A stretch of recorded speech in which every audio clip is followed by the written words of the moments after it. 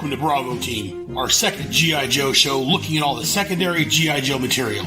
I am your host, Aaron Moss, codenamed Brotherhead. On this show, I'll either be by myself or have other guest hosts joining me, looking at all the G.I. Joe material out there. We'll be covering things like the toys, the Action Force comic, the European Missions comic, the movies, G.I. Joe Renegades, or anything else that is not G.I. Joe, a Real American Hero comic, or the 80s cartoon. Come, join us on our mission to stop Cobra from taking over the world. Yo, Joe.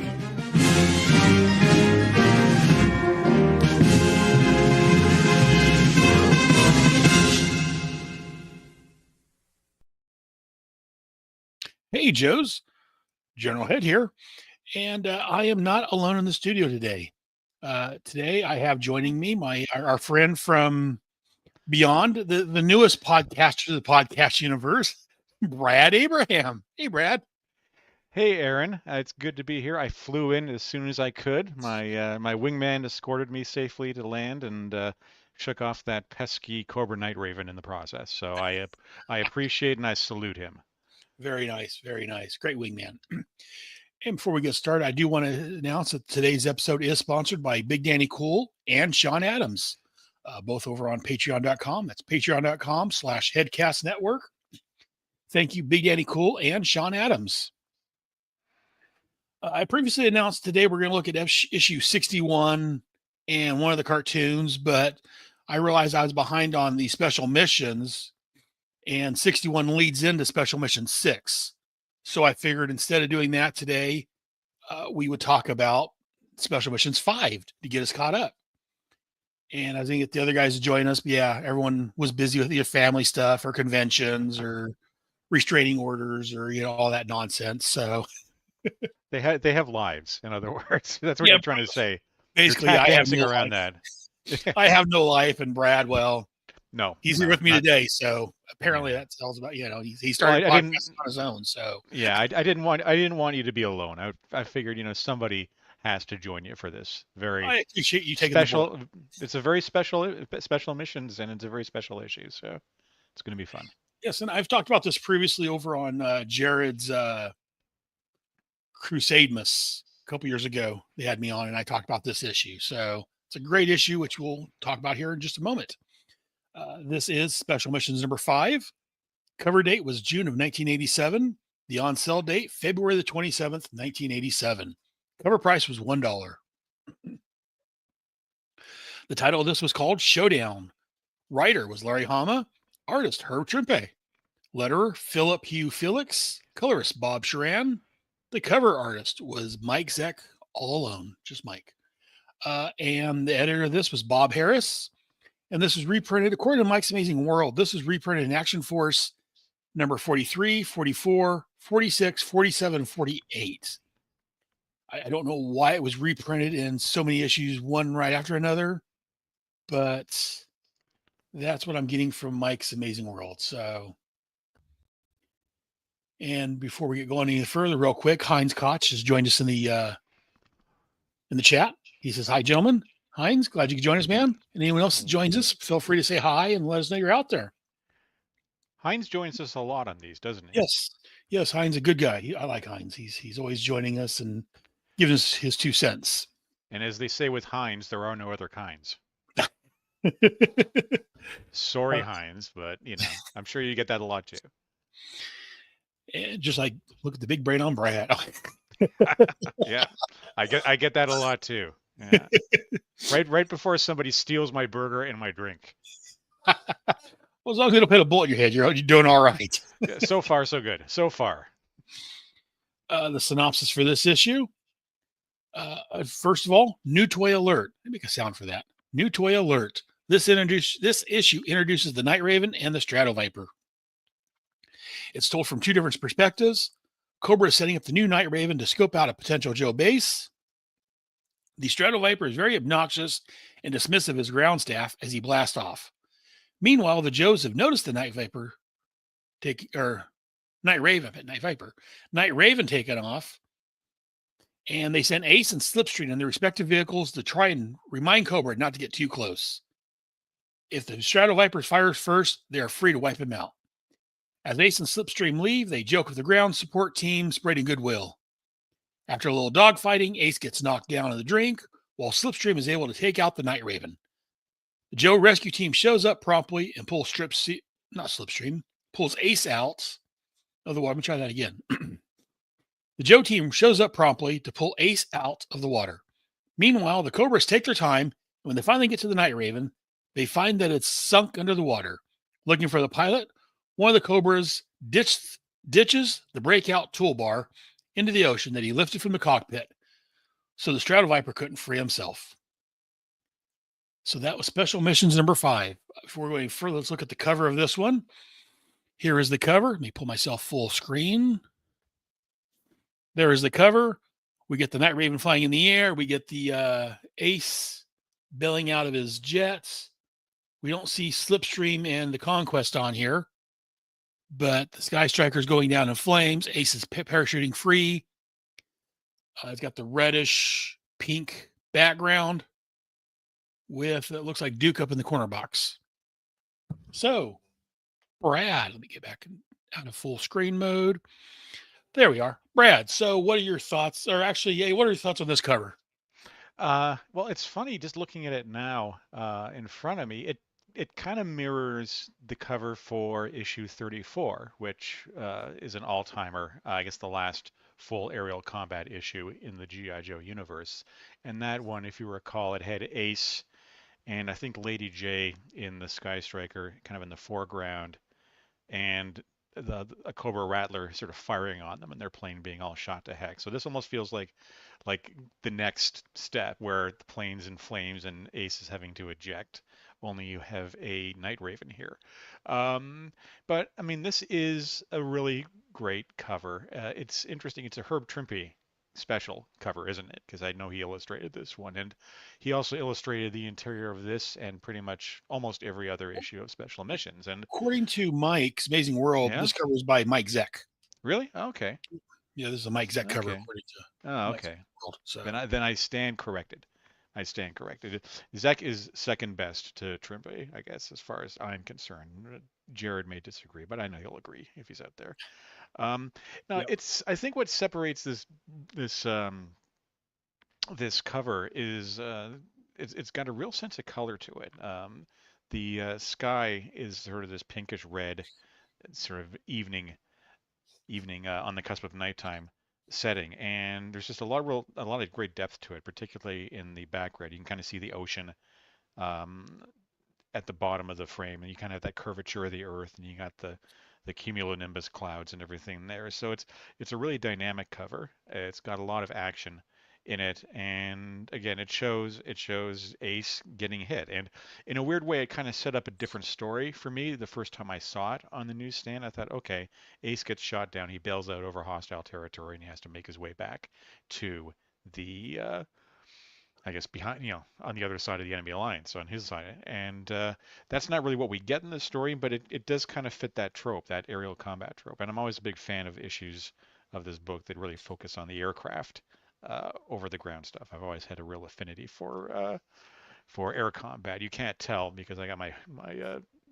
outer fleece over it, but I'm actually wearing an Avro Lancaster T-shirt that I bought in Canada the last time I was up there. And that was completely unintentional. I wasn't intending to wear a shirt with an airplane on it today because we're going to be talking about an airplane episode or airplane issue. So that was just a happy little coincidence. But I mean, it's a great cover. And again, as you said, the new toy alert, it shows off a new toy on the cover. So that also implies that we're kind of moving in a different direction. You could almost infer from the cover, as my last little point, that it's almost in a weird way representing sort of the next stage in G.I. Joe, where things like the Sky Striker are being replaced by the X-30 and the Night Raven is coming along and replacing the Rattlers in a way. And, Hasbro is trying to get us to buy the new toys and put the old toys on the shelf. So, it works on that level as well. So that's all I've got to say about this one. Very nice. Yeah, no, I agree with you. It's a great cover. Like I say, when great issue also, but we'll get to that. But I talked about this a couple years ago on one of Jared's Crusade Miss, and he asked me to come on. He said, whatever issue you want to talk about, whatever comic, and you're doing G.I. Joe show if you want to bring a G.I. Joe comic on. And this is one of the ones I thought of because when I think of Special Missions, this one and the next one are ones I really think about. So Like so, yeah, the colors on this one, yeah, they pop. The reddish, pinkish sky in the background. Yeah, we get the new toy alert. We get this Night Raven flying above. As yeah, and like you said, yeah, we got the slips, the Sky Striker being blasted out of the sky, and yeah, kind of like you're kind of you were saying that it's time to bring in the new toys, and how else to do it? But let's blow up the old ones. So they're blowing the old the Sky Striker out to make way for the what is X Well, 23, and I remember, speaking of segues, I remember on the Star Wars side of thing where they had a HasLab for the Mandalorian's ship. And they raised all this money. All these people bought into the HasLab for the Mandalorian ship. And in like the first or second episode of the new season, they blew the ship up, and people were angry. And I'm like, I can understand that, but I mean, blowing up the Death Star did not all of a sudden preclude or eliminate the need to have a new Death Star playset or new right, Death Star characters or anything like that. Or killing a character off in a movie doesn't mean their action figure is no longer valid. It just means you have to use your imagination and come up with new scenarios for your toy instead of just reenacting scenes from something you've already seen. But that's a completely different issue, and that relates to Star Wars, and we won't talk about it anymore. So that's right. Star carry on. Wars before GI Joe, I was into Star Wars, so Yeah, oh, me too. Me I'm too. sure. I'm sure a lot of us were. Well, I But think a lot of us kind of left Star Wars and jumped onto GI Joe around the mhm, same time. It was right around Return of the Jedi. There were no more movies supposedly, and were, if you were 10 years old, 9 or 10 years old, you were looking for new toys. So a new toy, and GI Joe kind of came along and sort of scratched that itch, and yep, really carried on a long time. And the fact that we're still talking about it. yeah, here it is 30, 40 years later. Yeah, we're still sitting here talking about GI Joe and reading the comics and playing with the toys. I mean, collecting the toys, and that say a lot about the longevity of GI Joe. Well, it's lasted. It has Yeah, lasted. If it was, it's lasted more than some of the other ones of the era. But yeah, oh yeah, you know, that's because it's cool. very much so. So, out of 1 to 5 Yo Joe colas, again, one being it sucks, three being average, and five being something that you want to hang on your wall, what would you rate this one? You know what? I would give this one a 5. Oh, Issue very 5 gets a nice. 5 for me. It's a rare 5 for me, who is notorious for handing out threes like they're Yeah, going out of style. But pointing out like it's average. when you said hang it on the wall, and I looked at it and said, if I had this one, you know, it's got some nice color to it. It would look really great on a wall. And I think if I was to kind of go through and pick out some favorite covers, this one is definitely up there for me at least. And yeah, I was debating between a 4.5 or a 5, but yeah, after talking about it with you, yeah, I'm going for a 5 also. Because yeah, it's a great cover. Like I said, it's one I think about when I think about the special missions. So yeah, it rates a 5 also. And anyone in the chat, Heinz, and anyone else out there, feel free to drop your ratings or any thoughts you have on the issue, and I can read them on the air. As long as So, it's also a 5. As yeah, long as it's also a 5. We were not going to see, accept any threes here. I won't accept a 4.5 on this one, but yeah, no, give me your thoughts and your ratings on this one. I can read them on the air. But enough about the cover. Let's talk about the insides a little bit. Real quick, we got a cover rating for Heinz. Covers a 5 for sure. Good man, Heinz. Good man. Good man. You agree with us on the 5. So it's 5s all around.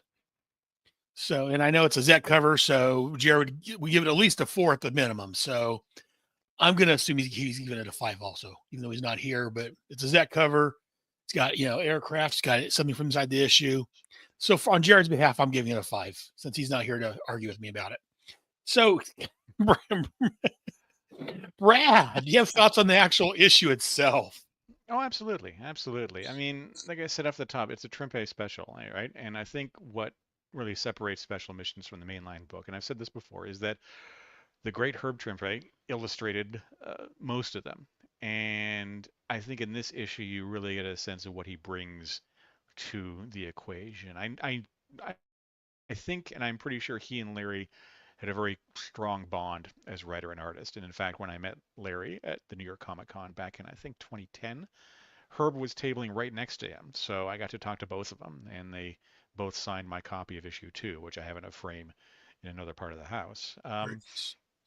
This issue, obviously, and I said this both from the cover and also the interior, feels a lot like a spiritual successor to issue 34, which I believe was titled Shakedown. Not the Bob Seger song, obviously, although that song kicks ass, but that issue was that classic one shot of Ace and Lady J versus Wild Weasel and Baroness and the Sky Striker Rattler, respectively. And they battle essentially to a draw. And that was just such a great issue. A nice palate cleanser, I called it, after the preceding 11 or 12 issues, which were kind of telling one continuous story. This kind of broke it up a little bit, and it really spotlighted the tech, both of the Sky Striker, what it could do, and the Rattler, what it could do. Here we're a little different because we're spotlighting the next generation of Joe and Cobra aircraft. You got the Night Raven on the Cobra side, and you got the Conquest X-30 on the other side. And the fact that Ace gets shot down in the Sky Striker, that old classic, and it leaves Slipstream, the new guy, and X-30, the new jet, to battle the Raven, kind of sort of shows a little bit of that evolution of the Joe story and the Joe characters. That there's new technology, new pilots, new aircraft, new everything. But I have to say, during this issue, it does kind of mark a bit of a changing of the guard because obviously Ace gets shot down, but he survives. But the Sky Striker, as you pointed out, gets blown down in flames, and it's up to Slipstream to kind of save the day. But where this issue really stood out for me then and now, and I think it's pretty obvious to anybody who's read it because it is its finest storytelling point, is the point of the story isn't so much the combat as it's how the Night Raven pilot and Ace and Slipstream respectively treat their ground crews and their support crews. And, if Yes. Jared were here, he'd certainly agree and point out that in the military, it truly is a team effort. And, I'm thinking if there's a brief little cutaway in Top Gun, uh, the sequel, the recent one, Maverick, and where there's the other pilot, Goose, his kid, and they're all preparing for the big Act 3 raid, and there's some dialogue, and then Rooster goes to his jet to climb in. But before he does that, he stops and he snaps to attention and he salutes the grounds crew who prepped the plane. It's just a quick little shot, but it's a show of respect and admiration and appreciation. And that's demonstrated here because the Night Raven pilot demonstrates absolutely none of this. He comes barging in, he flings a guy off the ladder, he steps on his hand, and he acts like an egocentric narcissist. I'm better than anybody else here, and get away from my plane. And he treats the ground crew like crap. And spoiler alert, he pays the price for that in a very, not very surprising, but very funny way. And then you contrast that with Ace and Slipstream. They come in, they say hi to the rescue crew in case they're going to be needed. Slipstream actually visited the child of one of the mechanics in the hospital and gave the mechanic a Transformers toy for the mechanic to give to his kid on his next visit because it's going to look better coming from his dad than his dad's friend pilot, which is really Yep. really nice as well. And and it's just a really nice little bit of business at the beginning that really sets up the ending of the issue because once they take off and everybody gets into a combat situation, it everything goes haywire. And again, there's another little Top Gun homage to it on page 7 when Ace does the flip the plane over and fly above the Night Raven, so he can kind of pull a Maverick, and rather than giving him the bird or anything, he says, "Eat my dust," and rockets off, and then this whole battle kind of ensues. But the other thing I wanted to point out, though, and I've pointed this out previously with Herb Trimpe's art, is I read a book, the sort of a biography of him, and it's called The Incredible Herb Trimpe, and it talks about his background, and he was a pilot and a mechanic, and to supplement his income as a comic book guy. He had another job, and his job was repairing airplanes and doing maintenance on aircraft. So he'd been around aircraft much of his life. So he was very familiar with everything from how they look to how they work. And you kind of get that sense in special missions. Like I almost want to wonder if Larry basically said, "Well, here's the basic action. You I'm not going to give you specific details on how many panels and everything. You just kind of do your thing because you know Right. this stuff." And you got to figure that aircraft, and any kind of hardware in particular in a comic book must be a real pain for artists to draw because there's so much detail. And if you get something wrong, you're going to get some nerd in the letters column going, well, actually, that is incorrect. And speaking of Nerd Alert, No. I have to grudgingly direct attention to one little gaffe in the art, unless you caught it already and you want to talk about it. I'm not sure, but if you want to go ahead and mention it, or if you want to wait and I'll mention what I've got. And if I don't mention it, you can mention it yourself. Okay.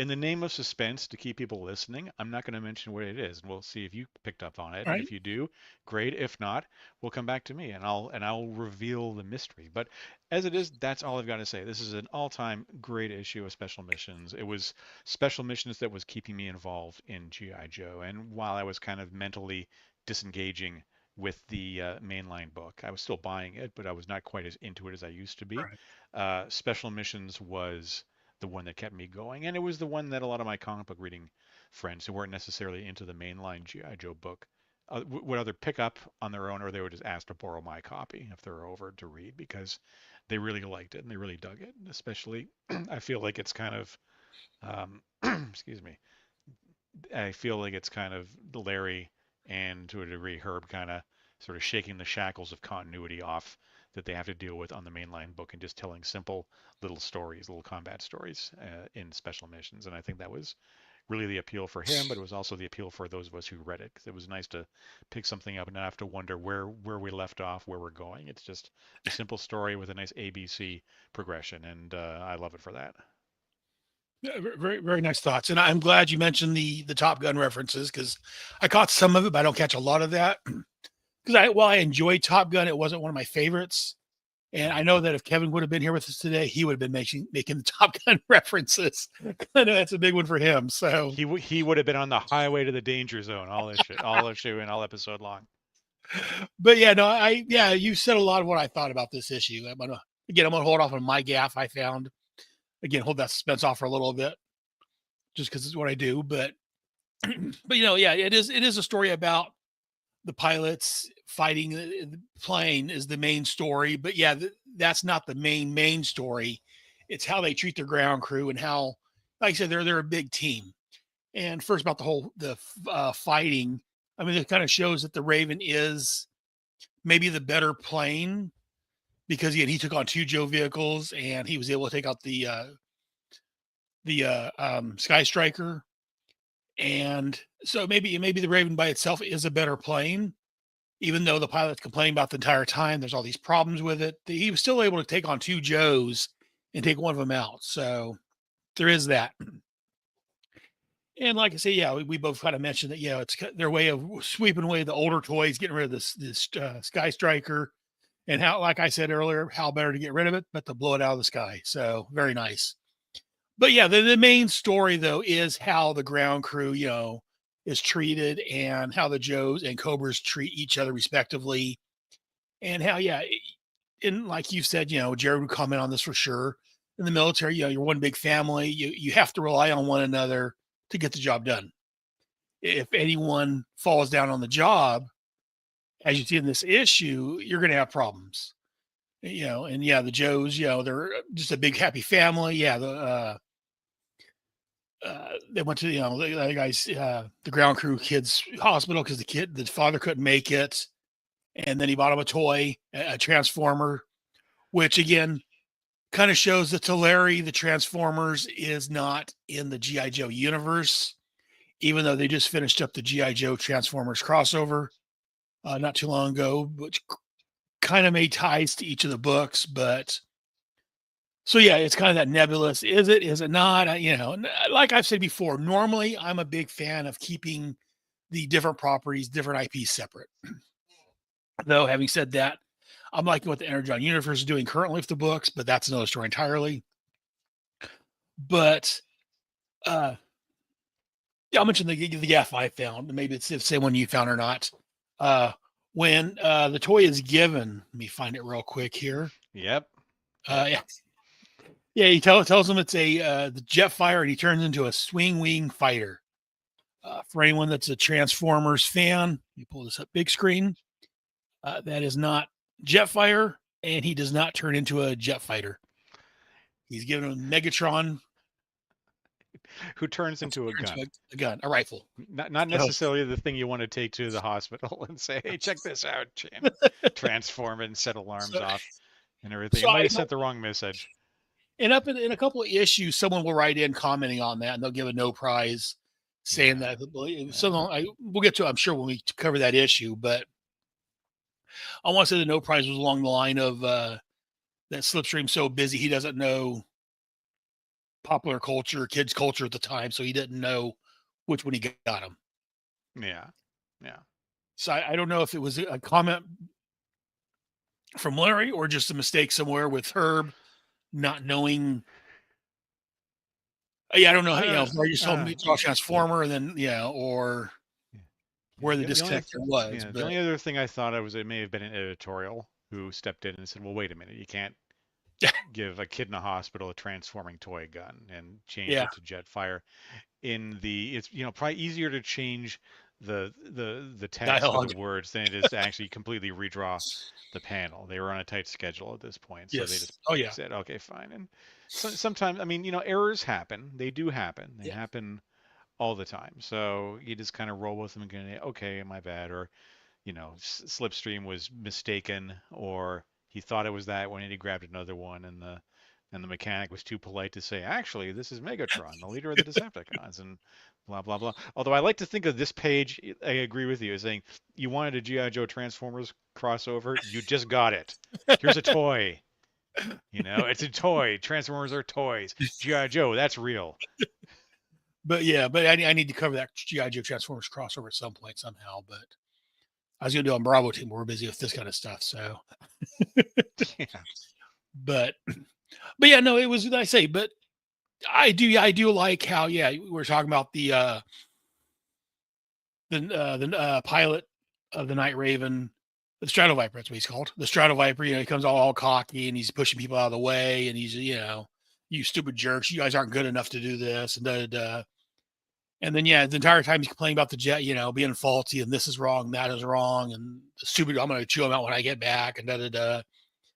And I do like the foreshadowing at the beginning when they're in the jet, and someone mentions, well, "What is that? Oh, it's the breakout bar. In case something happens, they use the breakout." And then nothing else said about till the very end when the Strato Viper's looking for. He's like, "Where's that breakout tool? Where do we go?" That And then that my yeah, I was gonna say that, my friend, is what is known as setup and payoff. yes, yes, very much. I like the way Larry set it up. He's like, "Oh, here's the breakout bar. Don't worry about it. It doesn't come into play Yeah, again. Oh, wait a minute. Where's the breakout bar in there?" The one guy that yeah. took it, his friend's like, "You better not let him see that. See what?" And he Yeah. tosses it out in the middle of the ocean. In literary terms, instead of Chekhov's gun, it's Chekhov's breakout bar. There you go. There you go. But yeah, no, it was great art. Yeah, Herb Trimpe, one of the creators of GI Joe that started to help with Larry did the comic to start with. As we've talked about, he does most of the special missions issues, and I do like the long run story, the continuity. One thing happening leading to another. But yeah, like you said, sometimes it's nice having these one offs, and uh, like we talked about last episode on the Real American Headcast, issue 60 was a one off Mhm. that we've already made our thoughts on that, so it's no spoilers. Oh, It I had wasn't. lots of thoughts on that one. It wasn't a great. Yeah, I don't like saying this because I love Larry. I love his work. I think he's a fantastic writer. But yeah, issue 60 was a bit of a letdown as far as one offs go, where Well, this one here shows how the one off story can be done really well. yeah, and you gotta really hand it to the guy because I mean, just writing a comic book on a monthly basis is a Hmm. lot because as soon as you finish it and you send it off to editorial, you gotta stick another piece of paper in the typewriter, or you gotta open a new file on your Mac or your Apple IIc or your whatever back in the day, and you gotta start writing the next one. You gotta constantly be thinking ahead, and then he does special missions on top of that. So he's gonna do Yes. a mainline issue every month for every month, and then he's got to do a special missions one Right. every other month. So it's a lot. I mean, just being able to come up with ideas, and you have Hasbro throwing these new toys at you, and you're looking at guys like Crystal Ball and Big Boa and Raptor, and you're like, how the heck do I work these characters into the story that I've been writing for the last few years? But you got to do it. And then I'm sure Marvel's got its whole Yeah. issues because G.I. Joe Real American Hero was one of Marvel's top titles at the time. And Oh yeah. usually it's kind of like, you in film and television and just creative work in general. It's like you want to be successful, but you don't want to be too successful because once you become too successful, that's when everybody on the C-suite executive level thinks, well, obviously I can make it better, and then you get more people coming in and paying attention to you. Whereas if you're doing well enough that you're earning money, profit for the company, there's this attitude of just leave them alone and let them do their thing. It's the book's selling great. Let's just not start messing with it. Let's not put Poochie into it or something like that, and just kind of ruin it, or bring in the Great Gazoo or something like that, and say, or let's give them magic powers, and let's bring the Transformers into it because people like Transformers. That means they'll like this too. And I'm sure there was some back and forth battles behind the scenes, and I'm with you in that I don't really like crossing the streams in Ghostbusters Right. terminology, even though, like you, I have been enjoying the Skybound universe of Transformers, G.I. Joe, Void Rivals. I've been enjoying that a lot. So when it's done right, and it Yes. can be done very well, but when you've already got an established continuity, an established world with established rules like G.I. Joe, once you bring Transformers in to the mainline book, it kind of throws everything off the rails. So I'm glad that never ever happened in the continuity of G.I. Joe, A Real American Hero. They never brought the Transformers actually into G.I. Joe because that would have just been silly. When we get to the 100s, you may want to avoid a couple episodes. Oh, I know. I know which one you're talking. I And know which ones you're talking about. I've got some specials I'm going to be working on. I guess you may want to avoid also. But that's another story entirely. But yeah, no, I agree with you. Yeah, and I'll talk about it when I actually do those episodes. But I enjoyed the first GI Joe Transformers crossover to an extent.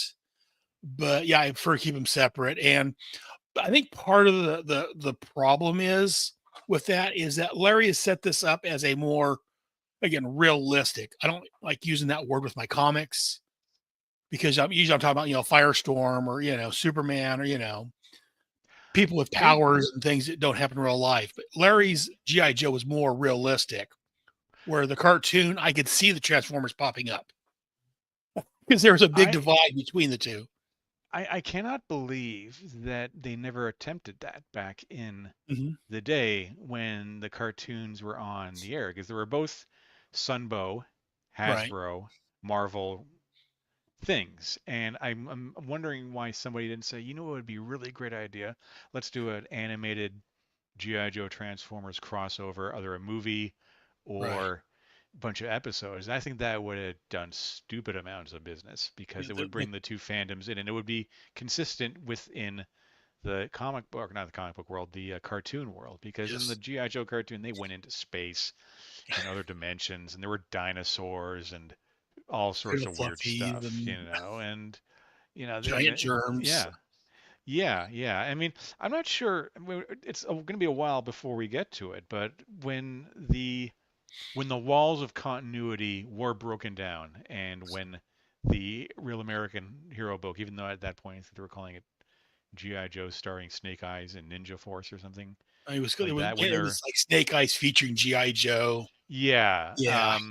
but like, did they ever hand wave that away after the fact? Like, say, oh, it turned out it was some weird psychological warfare operation. Everybody was impacted by some ray by the ghost of Dr. Venom or something like that that made Right. everybody hallucinate that they were seeing giant transforming robots, or did it just get just ignored because it's one of those things, especially when they jumped over to, was it, I think, IDW, when they relaunched and continued Real American Hero after the Marvel run, if they ever addressed it or not, I don't know.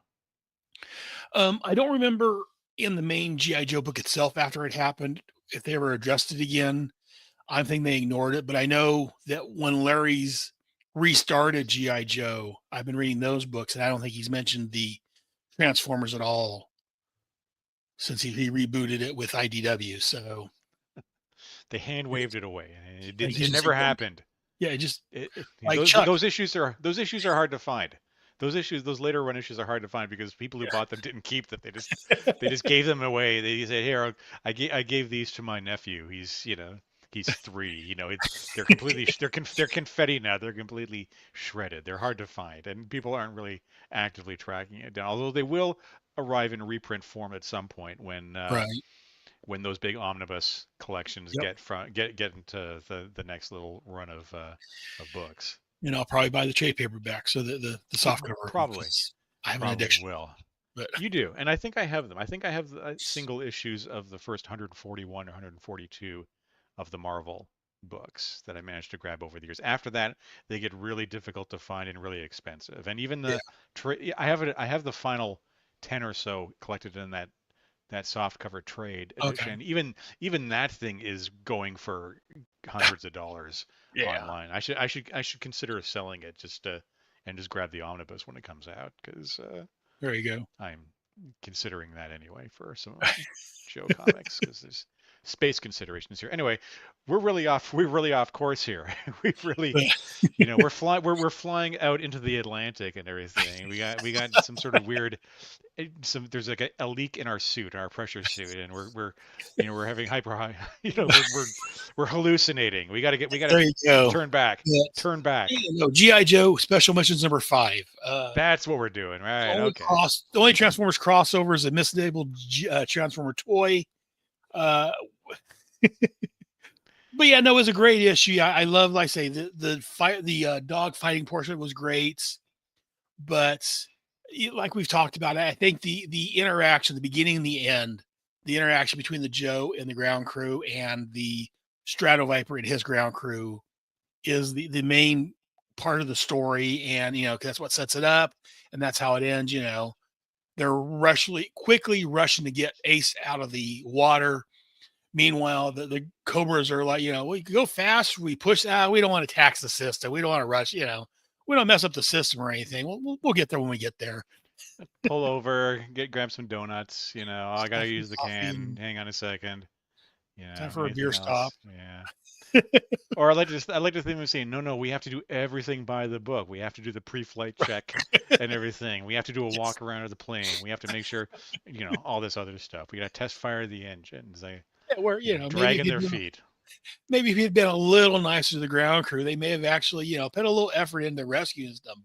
But Well, that's for the that is Cobras. a great lesson. That is a great lesson, and I kind of wish more people in the world now would take that lesson to heart. Don't treat the help, don't treat the minimum wage service workers like they're under gum to be scraped off of your boot. Treat people with Right. kindness and decency and respect, and everything's better. And sometimes you'll get some actual benefit from that, not just by not shouldn't be the reason to do it, but Right. sometimes. I mean, I can think of many times where I've just struck up a conversation with the guy at the rental counter when we were in New York renting a car, and he knew me by name and what I looked like, and he always gave me some sort of deal on Yeah. something, other free tank of gas or a free upgrade to a better vehicle. When we were, this is the New York Times, so we didn't own a car, but we would rent them occasionally, and every time you'd always get something, and just by going in and not being a jerk to and like a lot of people did, Right. being I'm all sure. demanding, where's my car, where's this, why is this, blah blah blah blah blah, and you just be chill about things and treat people with some respect and everything. And even if you don't get anything directly out of that, you've probably made that person's day a little better because they've had to Yes. deal with any manner of things. When I'm on, I was doing I had to do a bunch of customer service nonsense with FedEx over the holiday because they'd lost a package that I'd sent, and I didn't berate them. I just said, hey, it's this is what's going on, and they tried to figure it out and everything, and I just would ask them how their day was, and it didn't really make a big difference because they never found my package, but at the same time it at least it didn't add to whatever stresses they were under. So that's That's what you can learn from this book. Don't let your parents say comic books are junk. You can learn valuable things from them. Yes, yes, very much so. But yeah, no, but yeah, compared to the last issue of G.I. Joe we cover, yeah, this is another standalone story. And yeah, this would have came out the same month or right around that time. Maybe it actually came out the month before because it was by month at the time. So but yeah, there's two standalone stories right next to each other. One showing how it's done proper, one how it's not so good. But yeah, and like I don't like disparaging Larry because I love his work he's done. But like everyone has their off issue or their off day or their off whatever it may be, and especially you've got to hand to Larry, doing a monthly book like you said, doing this one for now every other month. Soon it'll be monthly, and trying to fit to the wishes of both the Hasbro and the Marvel overlords wanting to do what they want done in their time schedules, and Hasbro saying, well, we need these new toys featured. Okay, that's stupid. Well, I'll do it anyways. Except Yeah, for when but it really how? comes Yeah, to shove. But yeah, and really, I mean, how lucky was Hasbro to have Larry hmm and Herb and all oh yeah, these artists and colorists and letters and creators and just have them involved. Like these weren't, it was a infamously the title that nobody really wanted to work on, and yes, and Larry said I'll do it and reworked a different pitch for it. And I think that they were quite fortunate that the stories have endured, and yep, it's almost going through a bit of a renaissance right now with yes, the it is. and the GI Joe property, with the omnibus, with the Skybound Energon universe books, and the classified line. Like I think the classified series line has really kind of reinvigorated the property. So And there's the you GI Joe role know, playing game and yeah, yeah, the Axis and Allies GI Joe game, which I picked up recently for myself.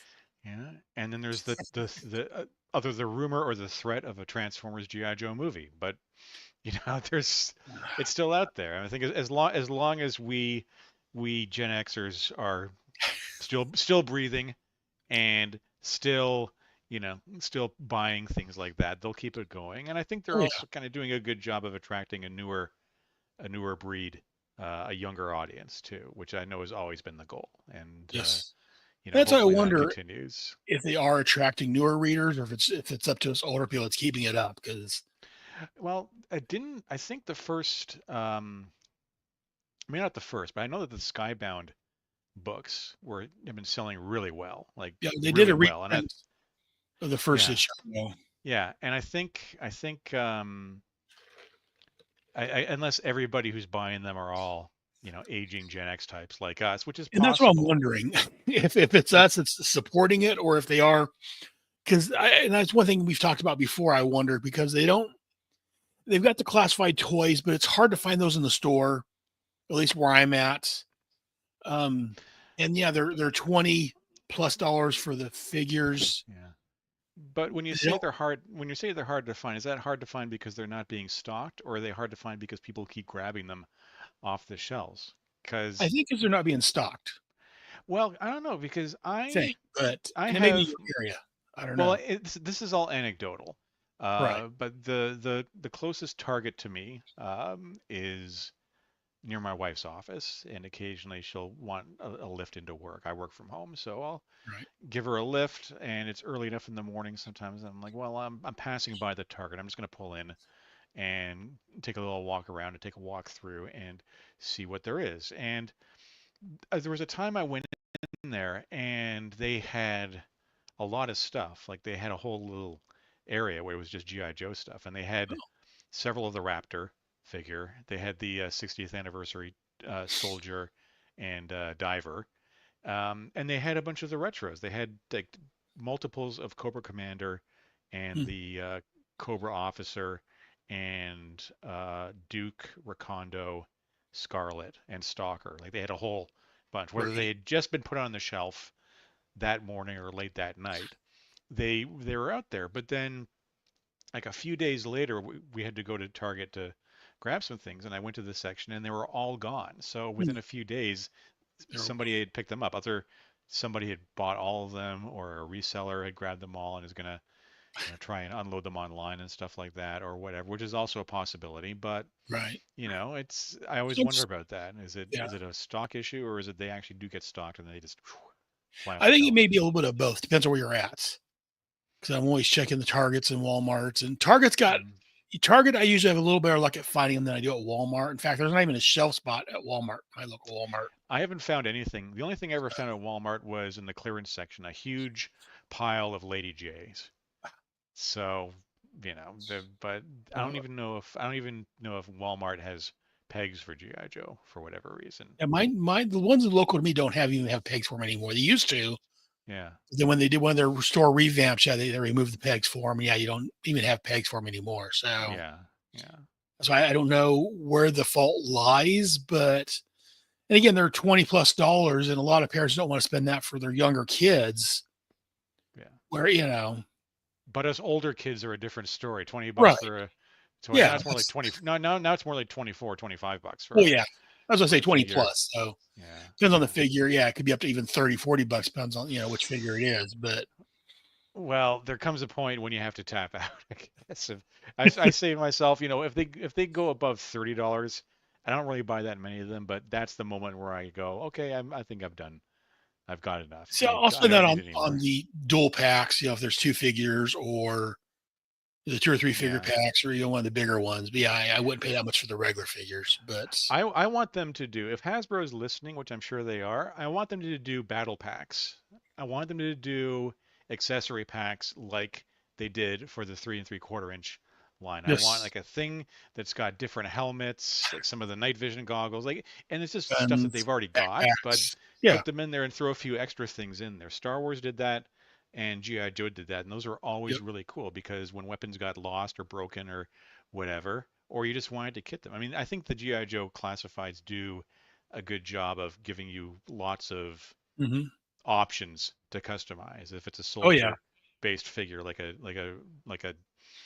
like a Dusty or a Rakondo or a Duke, even that you have some options as to how to customize them. But we've veered off course again. We've completely Yeah. That's overshot the runway, and now we got to circle around. There's some clouds moving in. We gotta, we gotta wait for clearance. There's a big hulking C-130 taxiing for takeoff, so we're in a holding pattern right now. We got to bring this in. well. Thank you for getting us back on track there, Brad. I'm terrible at that. But anyways, unless you've got anything else to say about the actual comic special missions, I mean, I think we've gone around and around and talked about the comic and Transformers and toys You and know all what? this other stuff. Be- So because because because Kevin's not here. Kevin always likes to spotlight an ad yes, in the yep, issue, and there are some really good ones in this one. On the back yep, cover, there's an ad for the laser tag official game handbook because apparently you needed a handbook to figure out how to point the little gun at somebody else and press the trigger and have the little alarm on their chest go off. So that's fun. And there's some other great little ones in here too. There's a ad for the Nom in place of the yes, letters column on this issue, which is the Nom the way it was, which had launched right around this same time as this one, and that was a fantastic book that we've all spoken quite highly of here. But I yep. want to point out an ad on, I guess, page 7 or 8, page 8. Um, Page 8 of the ad book, the opposite page 9 of the Sky Striker going down. It is an ad for the movie Thrashin', uh, which says hot, reckless, totally insane. Thrashin', the skateboarding movie, which was coming out on video cassette, starring Josh Brolin, who I have to say the movie is an amusing slice of mid 80s Velveeta. But, Josh Brolin has had one heck of a career as an actor. From The Goonies and Thrashin' to Yep. an Oscar nomination for No Country for Old Men to American Gangster and True Grit and Dune. So good on him. I mean, making the transition from child actor to adult character actor is no easy feat, and I've always really dug him. And my question for you is, I wonder what GI Joe character he could convincingly play. Speaking of segues. Very nice segue. Um, at this point in time, I'm thinking maybe Hawk, Yeah, yeah, the older stick, because again, he's an older guy now. He's played Cable. He's played Thanos. I think he could play that elder statesman. I think he could play a good Hawk. I think. I think he could play a good Hawk, or if they went the General Flag route, Yeah. he could play a great General Flag. And just as a regular Joe, I could see him as a really great Wild Bill. Probably a different take, less of a Yeah. Yahoo type guy, but as like a Texan, with the hat and the mustache, I could see him pulling it off. Yeah. Yeah. I could see that. I was thinking, but yeah, put a mustache on and a hat and give him that cowboy accent. Yeah, I think he could actually. Yeah, I think I have to agree with you on that one. Yeah, Very but yeah, nice. definitely General Hawk. When they cast the GI Joe Transformers movie, that's not gonna happen because those things don't cross over. Maybe somebody wants to approach Josh Brolin and say, "Hey, If Josh, whoever's, you know, if anyone's that's you're involved with it's listening, yeah. I mean, he was born in the late '60s. He was coming of age when GI Joe was a thing. He may be a fan. He may be sitting by the phone, waiting for someone to offer him a role in a GI Joe movie. So let's see Josh if it Brolin, if you're happens. listening to this podcast, reach out to whoever's in charge of doing that crossover and mention your name. Yeah, Let them know you'd be interested in doing it. definitely. If you- Throw your 10-gallon hat into the ring. And if anyone that's involved with the GI Joe Transformers franchise movie wise is listen to this podcast, pick your Of course phone, they are. give Josh Brolin a call. Yeah, yeah. Come on. I mean, if you're gonna make a GI Joe Transformers movie, do it right. Yes, I won't get into that anyway. So unless you have any other thoughts on Special Missions number 5, I don't know. Do we because want to they pick a? are listening, I don't want to piss off Uh, anyone if you make any further no. comments on that. But There's degrees of that though, Aaron. I mean, there's gentle ribbing, and then there's really, really irritating people by saying you don't like Zartan and Raptor and oh, stuff like no that, one, no one would say that. and the Glimmer Twins and all that other stuff. But Though. no, I think the only thing I'm gonna add is this is a really great issue, and really all the special missions stories are great stories. I can't really recall one that I was disappointed in.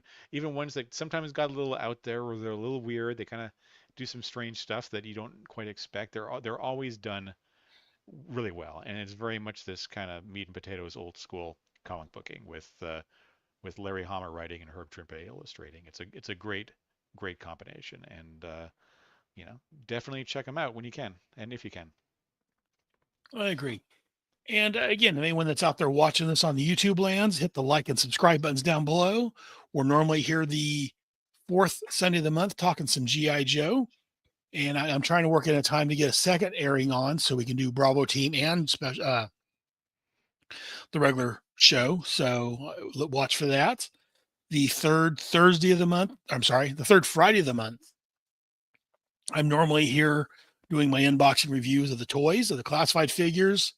I've been doing a GI Joe, a Transformer figure, and then a GI Joe. Just again to have the GI Joe versus Transformer. Anyway, but yeah, hit the like and subscribe buttons down below. Also, feel free to give us a call at 1-559-500-3182. You can leave a voicemail there. That's 559-500-3182. Leave a voicemail. I can play that on the air. You can also, like I say, check out the websites, headcast.headspeaks.com, where all my shows are at for all of my stuff. Right now, the second Thursday of the month, I'm releasing my GI Joe, a Real American Headcast. The third Thursday of the month, I'm releasing a Energon Protocols, which is the role-playing game where Eric and a handful of us guys get together and play GI Joe, and I'm releasing them as a podcast. And then the fourth Thursday of the month, these days get confusing to me sometimes. The fourth Thursday of the month, I release this show, the Bravo Team. Right now, we're just looking at the special missions, and we'll probably be doing that up through the end of the special missions because soon it's going to be going monthly. But be watching for all that. And Brad, if someone had recently started a podcast, by the time this comes out, your podcast came out last month, I believe, because this will come out in February. So, anyways, if someone started a podcast recently, what would be the name of it, and where can they go? That would be the Celluloid Heroes podcast. Right now on Spotify, rolling out to other platforms very soon. Yeah, I realized I was the only regular on this podcast who didn't have his own podcast. Anytime there's the roll call at the end, it's, Kevin goes on and on about his 20 or 30 different podcasts, and Jared goes on about his 10 or 12, and Dave and everybody else has a podcast, and I wanted a podcast too, so I started my own podcast. It is a deep dive look into 50 key films of the Gen X era, what I like to call the Gen X era, in which I basically just tell the story of these movies, the experience of seeing these movies for the first time in the theater, and just kind of how they shaped Gen X culture, how they shaped my life. It's going to be fun. And it's also, I guess, as best as I could call it, a limited podcast because I'm only going to be covering 50 films. Maybe a few extras here and there, maybe some bonus stuff depending how it goes. But the first two episodes came out in January. The first is a little prologue, just sort of laying down the premise of the podcast. And then the first full episode is about seeing Stanley Kubrick's 2001: A Space Odyssey on a re-release in 1982 and how it truly blew my mind. And this month's issue, this month being February, is going to be a look at a little film you may have heard of called Star Wars. So that's going to be a lot of fun as well. And then Star from Wars. there, we're Really? going to, yeah, I'm gonna have to check that yeah, out. Oh, yeah. I know some of these movies get pretty obscure, but sounds like a good I will be covering a lot of fun movies. Some movies you've definitely heard of. Some you may not be quite as familiar with. Some movies you may not even be aware were released in the theater to begin with. And in that case, I'm talking about the theatrical versions of Battlestar Galactica one. and Buck Rogers in the 25th Century, both of which played in Canadian theaters months before their TV debut. And I saw both of them in the theater, and there are separate episodes on Buck and Battlestar coming as well. So I think I saw if any Buck of these, Rogers in the yeah, theater, if I'm not yeah, mistaken. maybe it's I want to say possible. It's it's been a possible. while It's a since really I'm pretty sure well, I saw it. that. But I do my research on these, and the story behind Battlestar and Buck going to theaters is actually a really interesting one. So, if any of this is of any interest to anybody out there listening, please swing by, check out the show, like and subscribe, leave a note. If you want to reach out to me directly and tell me what I'm doing right and doing wrong, best place for that is actually my website, bradabraham.com. I'm not much of a social media guy. I've tried to be, and it's just not for me. It's like new country. I've listened to it. I just can't get into it. I'm the old school Johnny Cash, Waylon Jennings type of rebel rock country. So reach out to me on my website and you can comment there. I always respond, and we've got a nice little community of people in the commentary ads. So it's a lot of fun. And I post show notes on the podcast on my website as well. So there's show notes for the current very nice. 2001, which has got little clips like YouTube clips, video clips from the stuff I've sourced, and just some background on the different places, the different theaters that I saw these movies in, some of which are still here, some of which are not. So kind of building a little bit of an archive there. So bradabraham.com for that. Celluloid Heroes, the podcast, the Celluloid Heroes podcast is the full name on Spotify, moving out to other platforms soon. Very nice. Yeah, definitely check out Brad's show. And I'm glad that peer pressure has finally gotten to you and you decided to join the rest of us podcasters to become a full-time podcaster. I'm still not 100% on board with Raptor, but I can be pressured into many things, as we will And inevitably find here. I will keep pressuring you on Raptor. Yes, indeed. As we talked about last, like I said, as we talked about on the last main episode or main show, I love the goofy stuff, but yeah, Zanzibar, I'm not sold on that one. That's a But line that's too far. Raptor isn't, Zanzibar is. Raptor's fine. Zanzibar, okay, maybe not, but anyways, that's enough about that. Remember, join us here next month when we will probably be talking about issue 61 and the cartoon. I forget what it was called now. I just watched it and I forgot the name of it already. The Pit Viper, I believe it was, or Pit of Vipers or something like that. But anyways, join us next month here on the YouTube when